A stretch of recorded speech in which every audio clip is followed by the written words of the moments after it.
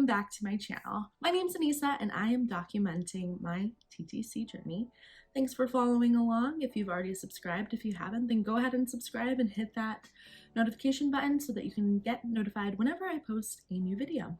So where we last left off, I was waiting to hear back from my clinic to see if my prolactin levels had decreased. So as a reminder, at that point I had taken Cabergoline for 2 weeks and was getting retested.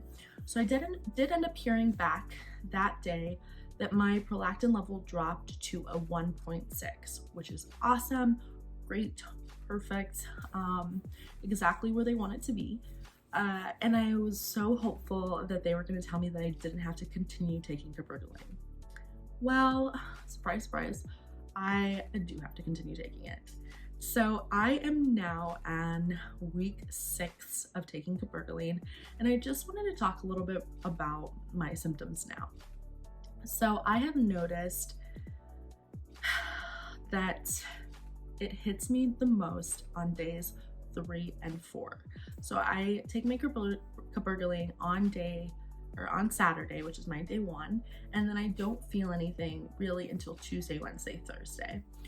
That said, when it hits, and I feel so nauseous, and I only puked the second week, and I do genuinely think that that is because I didn't have acupuncture that week. So I do think that that made a difference. Otherwise, it's just feeling nauseous and kind of hard to breathe and just a little uneasy feeling. I have seen a few videos where other women have said that by week 6 or 7, they kind of stop feeling the symptoms of Cabergoline.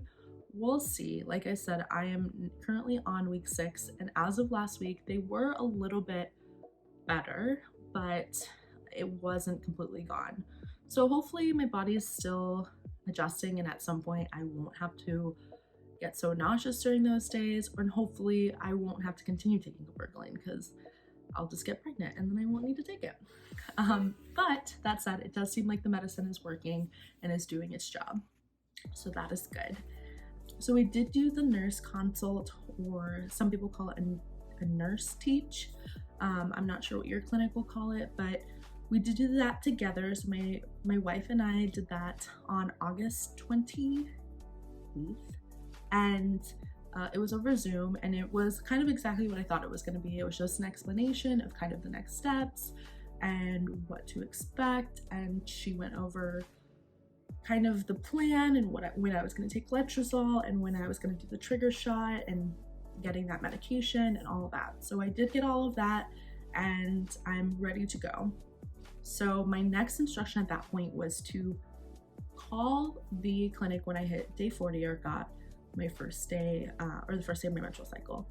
Once again, I knew I wasn't gonna get my menstrual cycle. I don't typically get a bleed. So I hit day 40 and I called the clinic. And so they booked me for another ultrasound and more blood work on day 43. And so I went in, I did my ultrasound, everything looked fine, but she did say that she saw a follicle that was about at a 17, and that's pretty big. So she said, you know, I'm not sure if you ovulated or if maybe you're going to ovulate, but we'll definitely know for sure when we get your blood work back. And so I had been testing with my OPK strips and had seen it get darker, but it wasn't super positive, so I wasn't sure if I did either. And so then later that day, I got a message in my portal that said that they wanted me to take Provera. So at this point, I was a little bit frustrated because I had asked during the nurse's consult what would happen if I hit day 40. And because I don't get my period, I suspected that that was what's going to happen. And she said that usually they won't need to trigger a bleed and that they'll probably just start me on letrozole that day. So when I got the message back that I was gonna have to take Provera again, I was pretty upset. And so I ended up messaging back and I asked a ton of questions. I asked if I ovulated, I asked why they were making me take Provera, The nurse had mentioned before in that consult that usually if they need me to get a period, that they'll just give me a shot and I won't have to take Provera because Provera can take a little bit longer. So I asked why they had chose to go the Provera route and not the shot route. And so I just asked a bunch of questions. And I thought that I would get a response back from a nurse, and I thought maybe they'd be a little snappy at me because I asked a lot of questions. But actually, I got a call from the doctor, my doctor, the next morning, and she said, "Hey, Anissa, I know you had a bunch of questions. Let's just go over them." And basically what she said was that based on my results, they couldn't or didn't look like I had ovulated. And because I hadn't ovulated, my lining was pretty thick, and they thought that taking the letrozole at that point would mess up that cycle. So they wanted me to take Provera. She said I could take the shot, but that it was an intramuscular shot, so it was pretty painful, and she just prefers that her patients take the Provera because it's just orally through a pill, and it's a lot simpler and it doesn't hurt as much. And I asked what the difference with time would be if I had taken the shot or if I took Provera, and she said usually it's about a 4-day difference. And to me, that just didn't seem like that much sooner, so I just decided to take the Provera. But what she did want me to do, she said, I saw that you had a follicle that was measuring a 17. So she said, why don't you come back in on Monday and we'll retest you. So at that point, the plan was that I was going to go back in on Monday and just see if maybe I ovulated over the weekend.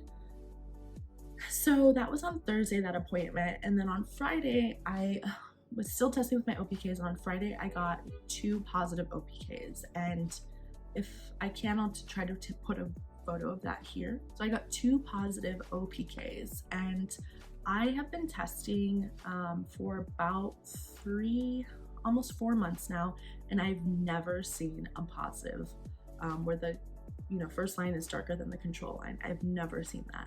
And the next day after this appointment, I saw my first positive OPK, and I was like, okay, I ovulated. Like, I did it. That's awesome. Like, super happy about that. And so I thought for sure going in on Monday that they were going to say, yep, you ovulated. So then I went back in on Monday on September 21st, and I had my blood work done again and another ultrasound, and she said that she couldn't see that follicle that was at a 17, that I wasn't reading, like there was no bigger follicles at all, so she didn't see anything. And I was like, okay, well, yeah, more reason why I definitely ovulated. So when I got my results back at that first appointment, my progesterone level was at 0.35 and my estrogen level was at 159. And then when I retested on Monday, my progesterone went up to 1.27 and my estrogen went down to 7.3. And typically, if I can, I'll post a photo of it so you can see what this looks like. And I highly recommend that if you are going through this process to learn this, because it was super insightful into what your body is supposed to do. Of course, with PCOS, it's a little bit harder to track your hormone levels because you can experience spikes and they can drop and things like that. But it seemed like, based on these results, like I definitely did ovulate. However, when I got my portal message back for the end of that day, for that second testing day, they told me they wanted me to go back on Provera. So that's where I'm at right now. I have to take Provera for 10 days again and wait for a period. Like I said, the last time it was day 4 that I got my period, almost day 5, after taking Provera for 10 days that I got it. So yeah, I'm being completely honest, I was a little bit sad because I thought that we were going to be starting my first IUI cycle on September 17th, where I was going to start taking the letrozole, and now they're saying that, yeah, I'm going to have to wait another 2 weeks till I get my period. And, I think going into this process, I thought for sure that I was going to be able to handle it and that I was going to be patient, and I knew that it was going to be a long process. But the thing is that when you're going through all these appointments and you have these expectations, like it's like more like on the day-to-day, it like hits you harder. Like bigger picture, yeah, totally fine if it takes me a year, yada yada. But when I'm getting tested that day and they're like, oh, it's another 2 weeks, it's like crushing. Like I was super bummed out, and everyone's like, no girl, like you have to, like you're in this for the long haul, you have to like be patient. But I'm just gonna be real and just say that like it's kind of hard to do that. I will say that I've kind of toned down watching YouTube videos because I was watching YouTube videos pretty actively, and I've kind of tried to do more reading so that I am occupying my brain in a different way. And I think everyone will kind of be able to occupy their brain in different ways, whatever works for you. I'd highly recommend that. So yeah, so I'm just in the waiting game again. I think the other thing that was a little bit frustrating was, like, we started this process in June, and it's now almost the end of September, and I still haven't been able to do a single IUI. Everything has been testing and blood work and, you know, the HSG tests and taking Provera and Cabergoline and all of that. So it just feels like kind of a lot, and I like wish that we'd be able to do the IUI, and like if that doesn't work the first time, then I'll be fine. And like I think it's just the fact that we haven't tried that's making me really anxious, because I just want to try already. So yeah, so that's where I'm at right now. I, of course, like, if you know me, and you'll get to know me, whenever I feel down or whenever I just feel like I need a new change, I dye my hair. So after that second appointment, which was on September 21st, I went ahead and dyed my hair to this purple pink color, which I really like right now. And it just was a nice refresh to my TTC journey as well.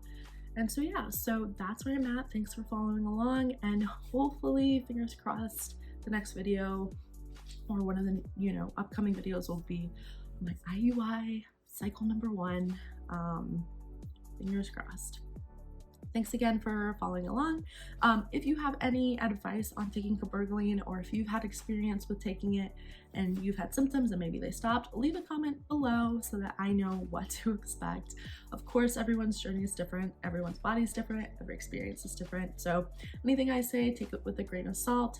You might have a different experience, but I do think it's helpful to hear different experiences so that you can, you know, try to prepare your mind as much as possible. Anyway, thanks for following along. Have a wonderful rest of your day. Bye.